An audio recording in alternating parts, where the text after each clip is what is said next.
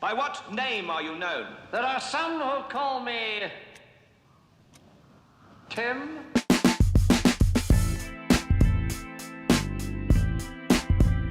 Get him. Get him. What is going on, guys? I am jacked up doing my own intro this week because why? Episode 20 of, you guessed it, 20 Tim Minutes. I am your host, Tim McCarthy, and you know why you're here. This is a podcast that focuses on mental health through insight and personal stories. I am just so glad to be here with number 20.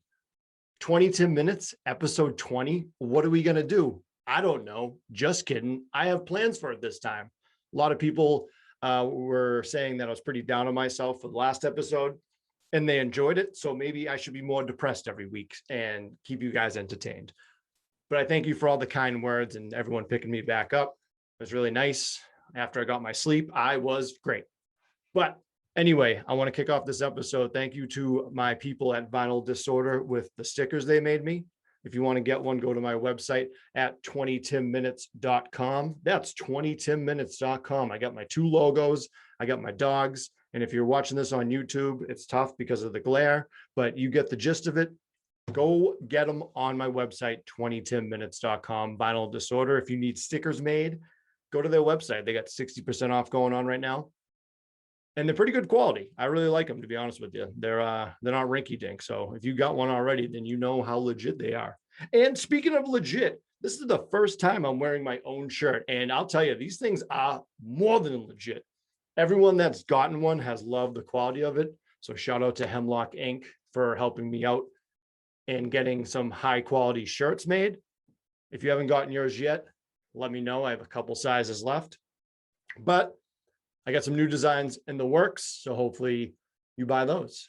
I also have hats left. I thought those were going to be hot cakes, but they're turning into cold cakes. So let me know if you want one for some monies. I'm going to hop into this, but I want to give some thanks to the 19 people or 18 people. Yeah, because I did the first one. The 18 people that did an intro for 20 Tim Minutes. Shout out to my wife, Lindsay, my buddy, Mike Campanella with Pex Fitness, the beautiful and lovely Vanessa Spica, Gracie and Vince from Love Brain, my peeps, my mom, who I can't listen to that episode because she makes me cry every day. One of my best friends, AKA the Zoom Town, Ryan McHugh, my best friend in the whole world, Duffy, sculpted by Adrian. Go check her out. She'll get you in shape. My man, Whoop Whoop, Caleb, creator of the Appetizers LLC and professional gabber. My man, Matt West, shout out to West Moves. Craig Lewin, Endurance Swimming. Guy is a sweetheart. Love that guy. Homegirl, Danielle Cote, Northern Produced, Southern Seduce. Nailed it that time. Beck Scoose, the potato lady. You can see the painting or drawing she made for me in the corner. Haley with Podcast 27, my mental health sister. That dude, that guy amped. Holler at my boy amped. And Julene, it goes down in the PM. PM, not DM, because it doesn't go down the DM. And Rachel Rosen, who just recently helped me with my postpartum info. Not my postpartum, but me learning about postpartum.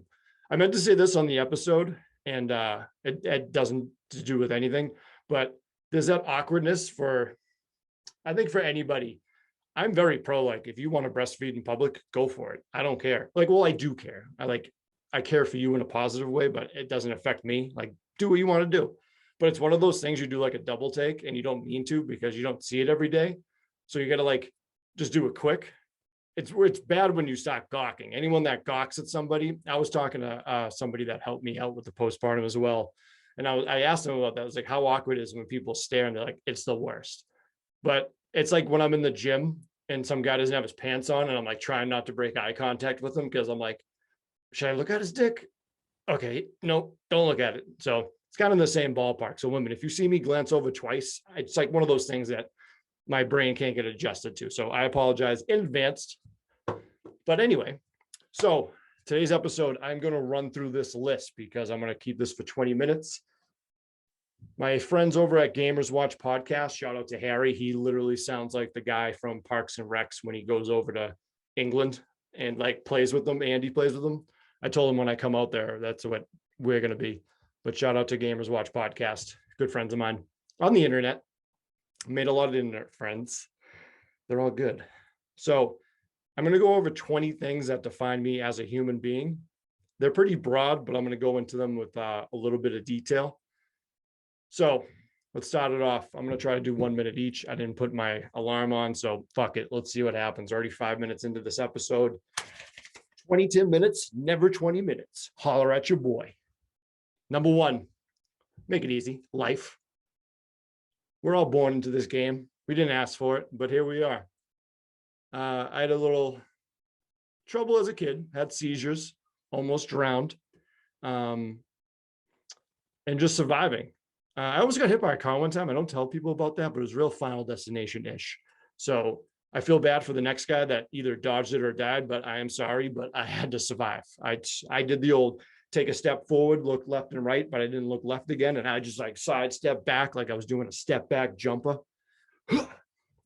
So yeah, it's easy. Life in general, giving me life is the way that this whole thing started where I am, 35, Tim McCarthy. January 16th, 1986. I'm a Capricorn. Don't know what that means, but I know I am a GOAT because I am the GOAT of 20-minute podcast that focuses on mental health, hosted by a guy named Tim. That is me. I am very jacked up and I didn't take my medication yet. So life, live it, love it, go enjoy yours. Number two is death. Not all these are going to be great because not everything is rainbows and butterflies, even though I don't really see butterflies as much as I see rainbows, which is kind of weird enough. But death. I think experience death at a young age is good. I remember like when my great grandmother died at a young age, I knew what death was. I don't remember when I started to realize what death was, but you earn that, is it empathy? Where just the sadness, it takes over. It makes you like a strong person. And dealing with death at a young age is, I think, is good in a way, as fucked up as that sounds. You got to get that sadness out and know how to deal with it when you're older. Even when like pets die, man, I had a black lab named Sydney when I was a kid, and I had to pick her up to put her in the car, and we had to go put her down. And that was like one of the worst experiences of my life. So if you have young kids, get an animal. Just get an animal. Have them love it and teach them about death, because that was a big moment for me in my love for animals. And my anxiety now is anytime I'm walking my dog Fanny, I just think the leash is going to break off and she's going to run into the street and a car is going to run over her every time I walk her now. I've even told Lindsay this. Lindsay's going to text me right now after I said that. I can't do it. I just have all these visions of death. I used to be really fucked up when I was depressed, and this is crazy, I would be on Reddit. It's called Watch People Die. And yeah, it's pretty much what the subreddit was. I was obsessed with death for a while, and it's obvious, but the way I was, yeah. So number three is just family, the people you grow up with. My mom, best friend, and she shaped me the way I am. She made me goofy, tried to be the life of the party, center of attention. My taste in music, love to dance, my humor, get it all from my mom. And then my older sister, my older brother, and my younger brother, they were my audience growing up, and they always laughed at me. And it was good. It was good, you know. Trying to not get emotional, this motherfucker. But yeah, growing up with my family, it was great. We had a big age gap. So I'm 35. My sister is 45. Sorry, Melissa. My brother is 6 years older than me, so 41. And then my younger brother is 25. So we are spread out. Melissa, Bill, Tim, and Andrew. I always tell people my mom was conceived on the Red Line. And if you don't know what that is, there's a train system in Boston, Massachusetts, fucking, I don't know, Transit Association, but I got my Massachusetts hat on. MBTA, shout out my siblings. I never really followed my siblings too much. I think it was because of the age gap, but I've always looked up to my sister and brother. Me and my older sister are a lot alike in the sense that we love attention and we're just fucking awesome. And then my other two brothers are just very quiet to themselves, but they laugh a lot. And I just love them so much. So family, number 3. Number 4, these are kind of all basic, but it definitely shapes my life, is friendships. I've always been super loyal to my friends. And if you're somebody right now that I haven't talked to in a while that I'm friends with, or you thought we were friends, I still think about you. It's funny, I was texting people recently about old friends from like middle school. It's like, hey, do you remember this person? Like randomly. I always love getting those texts from people, so I try to do it too, of like just random memories of like throughout the day. Like I'll text somebody and be like, dude, you remember this? One time we were at a party and someone asked for a bowl to smoke weed in, and this chick brought back a cereal bowl. And I've never laughed so hard in my fucking life watching that happen. Like, you can't even write that. She came out with a fucking cereal bowl. People had bags of weed, like, hey, can you get me a bowl? She's like, definitely got you. Came out with a fucking cereal bowl. That's one of the funniest things. And then losing friendships out of that is a tough pill to swallow. I grew up with like this close group of friends, and you drift apart, not in bad ways. Like people just start families and move on, or they get sick of you in one way or another. And it's a tough thing to deal with, because I never like getting older, but I always appreciate my friends. I always think about my friends, and hopefully they're doing good. If you haven't heard from me in a while, or vice versa, reach out, shoot me a text. I always love catching up with people. Or if you want to be friends, shoot me a message and I'll be a friend, because I could use a lot of them. What was that? Number 4? Number 5, video games. I had speech problems as a kid because of my seizures, so it took me a while to speak properly. As you can probably tell that I don't know how to speak properly now. I entered a video game competition when I was younger. First off, the first word I could say was Nintendo, straight up. NES was my jam. So my confidence was pretty low as like a child. So my mom entered me in a video game competition for Nintendo down at the corner video game rental place in Howes Neck, Massachusetts. And it was for the game Kung Fu. And I was about like 6, 7, 8 maybe. And I mollywopped everybody in that room. Like you had to get the highest score. Like you had 13-year-olds, 20-year-olds, 30-year-olds, 40-year-olds. I actually don't know how old the oldest person was, because remember like back in the day when you went to like 5th grade and your teacher, you thought they were like 60, but they were probably like 24 years old with a cocaine problem. That's how I thought when I was a kid. But waxed everybody in that right here. I got it hooked up on my thing. There's the article of where I was the Game Boy, aka the Nintendo Friendo. I will post this on my Instagram so you can see how I don't get over victories, because you gotta celebrate them wins, baby. Then the second year I went back in, and I'm not gonna get into it because I get real salty about it. Number 6 is my personality. I gained that over the years through my family, my friends, and just trying to. Such a weird thing, because it definitely defined me as a person to get through everything, because I wasn't the smartest person, but I could always schmooze my way through high school, which I did. And I like being open. A lot of people do like my personality. In high school, I think I got best personality, which was very cool. I was just like, damn, I was like, people actually do like me. And I use it to my advantage, because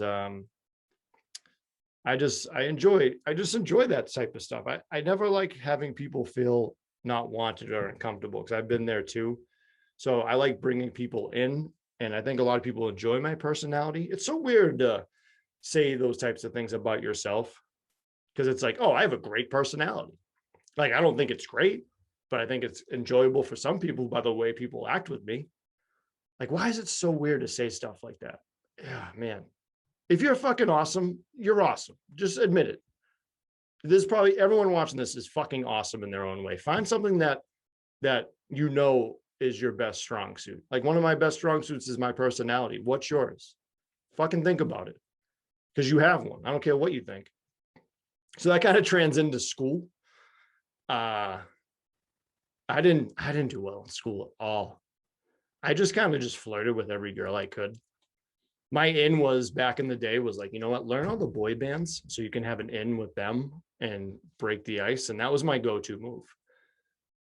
School was good. I wish I didn't go to college, but I don't, because I met a lot of my best friends from college. But school was a trip because I just knew I was never going to like get A's, B's. I used my personality to get through. And there was so many times I got so sad and depressed because I would like fail tests or not get it because of my ADHD, which was undiagnosed at the time.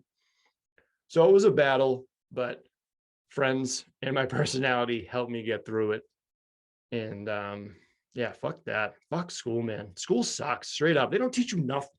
They teach you nothing, son. 8 is my humor. That has got me through a lot.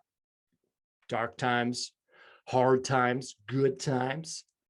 I feel like the city I grew up in Quincy has a different type of humor. Everyone like kind of gets it. And it's so weird to explain because everyone from my city, and people always probably say this about their own, like across the board, everyone is fucking hysterical that I know in the city of Quincy. And they always pick up on like weird senses of humor or weird jokes or like shticks or sketches you're trying to do. And it's like a big like fucking SNL skit every week. And I love it. I love Quincy so much. And that's where I got most of my humor. Number 9, another thing that helped me out, like I think with confidence, was professional wrestling as a young kid. As silly as that sounds, I think watching these like real life superheroes like do these things, it was like inspirational because like they had these theme songs. They like, didn't give a fuck. Like Ultimate Warrior just blast into the ring like running. If you're late for something and you have your headphones on, throw on the Ultimate Warrior theme song and you will shave about 15 seconds on your sprint time. No lie. Put that on. I had to run to the train one time, threw on the Ultimate Warrior. I was quicker than the train. But professional wrestling, I think, helped my confidence a lot when I was a kid. And I'll never fucking forget this lady. I was waiting because my mom was sick at the time and she was in the hospital. And I was in the waiting room reading a WWF magazine. It had Mabel on the cover when he won the King of the Ring. You know Mabel? He sucked. This fucking old woman sitting next to me leans over. She goes, you know, that's fake, right? And I like did that thing. I was like, yeah, but I didn't know. I just said, yeah, because I didn't want to have the conversation. Man, I don't wish death on anybody. I don't, but I know she's dead by now. Sorry, not sorry. I fucking hate when people say that, but pro wrestling, great. Now, here it comes, guys. Number 10, fitness. Specifically, yes. Pop quiz. What is the answer? Jiu-jitsu. You named it. That has built my confidence up so much and changed me as a person. My confidence has gone up and down so much through life that I always second guess myself. And I think a lot of people do that too, where I'm like, I'm not good enough, blah, blah, blah. And I was never a fighter. I'm not a fighter. I don't like getting into fights, but I wanted to always be able to protect myself in a way.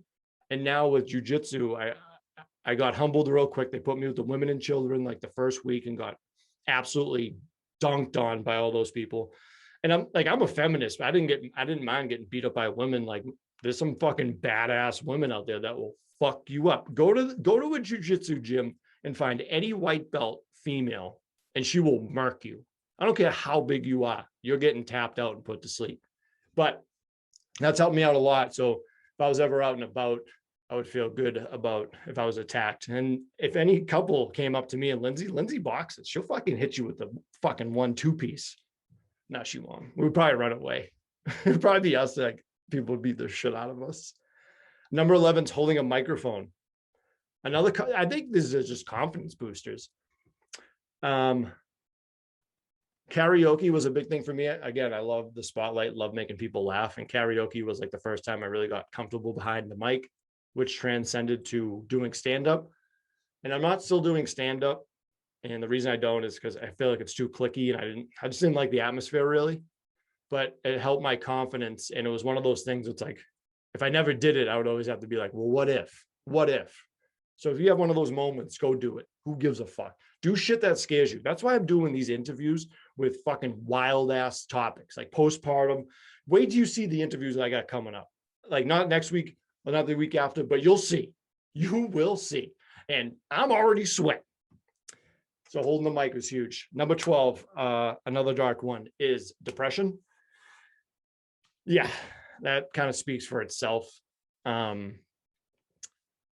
got to get through the low times to get back up on the high times. Like I say, Chumbawamba, get knocked down, get up again. I could go into more about this, but I think this podcast is pretty much that. And then to go off top of that is recovery and therapy, which if I didn't have that, I wouldn't be where I am today. So next up, the podcast. This podcast has pretty much curbed my depression so much, and all the nice things people say and listen, especially my friends on Twitter, man, they're so fucking supportive. I would list them all, but it would take so much time. So you know who you guys are, the Odd Pod community, the Odd Pods. We're kind of losers. But yeah, the podcast was huge. The game show I was on, Match Game. Well, I was on 2 game shows, Let's Ask America and Match Game. Season 3, episode 14 or 15, I forget, the one with George Costanza and Bubba Watson. Go watch that. Spoiler alert, I won. That was like a crazy thing to have. And it was one of those things I was like, I really enjoy life. And I had a lot of signs from Lindsay's deceased sister, Alana, when I was in the waiting room. Like, purple is cystic fibrosis. So I saw like purple a lot. And the girl I went up against had purple hair and purple pants. I heard my wedding song in the waiting room. It was just like everything was coming together, and my confidence was just like, I was just ready to go and like punch that game in the mouth.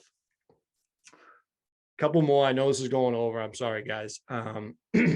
Animals. This kind of goes back to the death. You need animals in your life. I don't know if you're allergic or not, but go get some sort of animal. Go save an animal.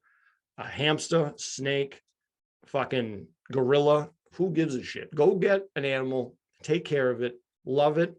And then if you ever have to put an animal down and I find out you don't do this, I am not your friend. I don't care how hard it is. When you have to put your animal down, you are going in that room with them and saying goodbye as they get put down. That is one of the hardest things to do as a human being. And I'm already dreading it with my 4 animals.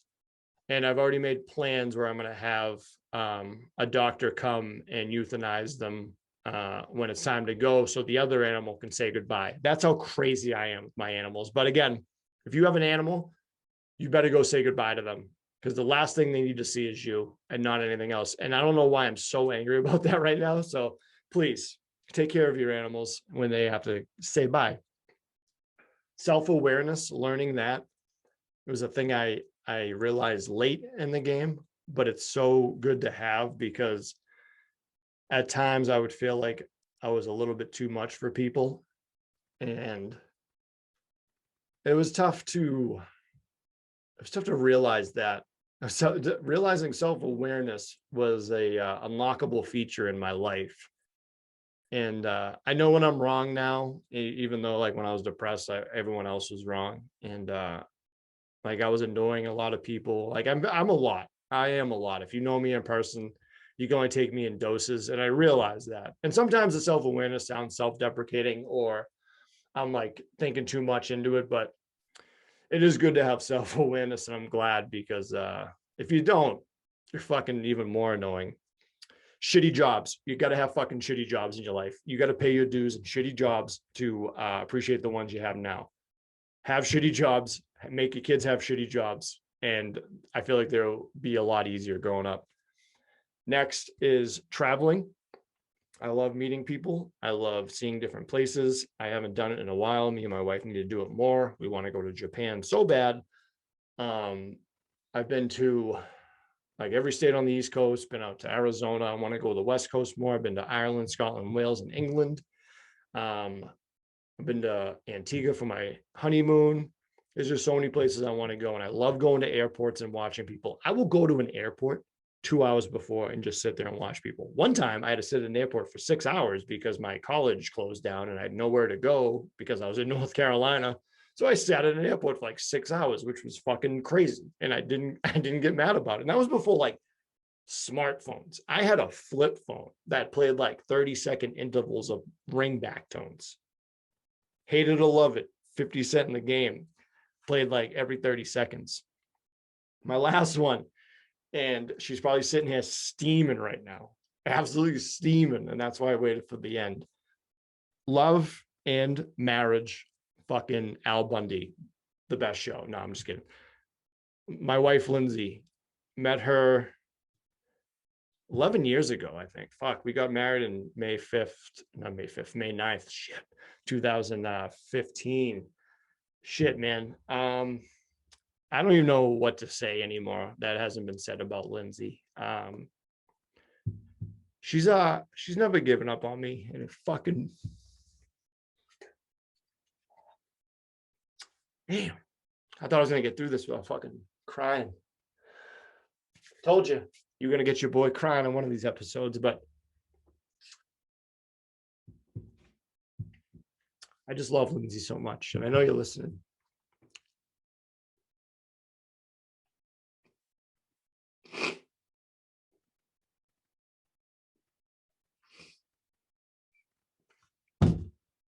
I love you guys so much.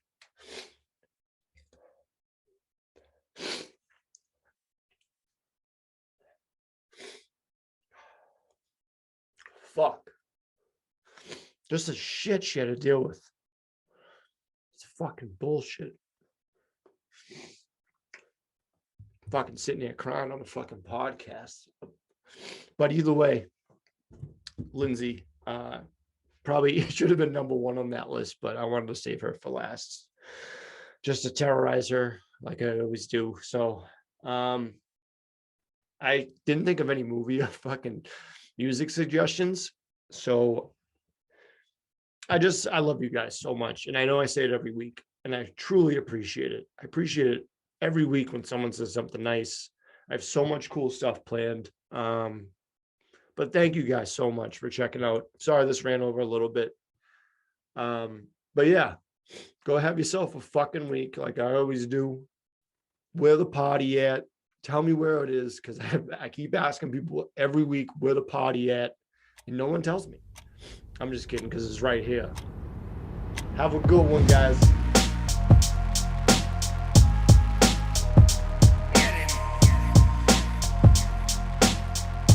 This podcast is not intended to be a substitute for professional medical advice, diagnosis, or treatment. Always seek the advice of your physician or other qualified health provider with any questions you may have regarding a medical condition. If you are feeling suicidal, please dial 911.